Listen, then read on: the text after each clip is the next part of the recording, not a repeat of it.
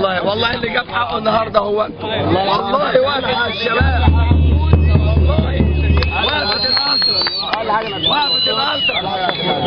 بقول الحمد لله، الحمد لله. صالح يا أوبا العظمة دي كلها، صالح يا أوبا العظمة دي كلها. هي لسه عشان مش عايز رجلي يا كابتن، رجلي لسه شايف ايه يا حبيبي؟ أهم حاجة الداخلية، لسه إعدام للداخلية إن شاء الله. دكتور صالح يا أوبا العظمة دي كلها، رجعنا نوقف، رجعنا نوقف.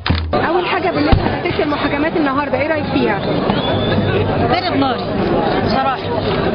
وأمي أنا جايب النيابة عنها، بقينا نشكر الجماعة دول وبنقول الحمد لله. بصراحة هننام النهارده مستحيل شوية لحد ما نشوفهم بعينينا زي ما رموا ولادنا كده وبعتوه ملط، بعتوه ملط أخويا لابس بنطلون بس وبلبس كوتش.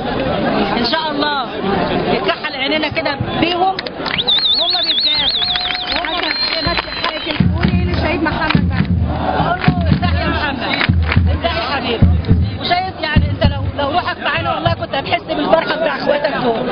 وبتهم الاول المجلس العسكري وبالتحديد طنطاوي وعنان لان هم المسؤولين مسؤوليه كامله عن موت جماهير الاهلي.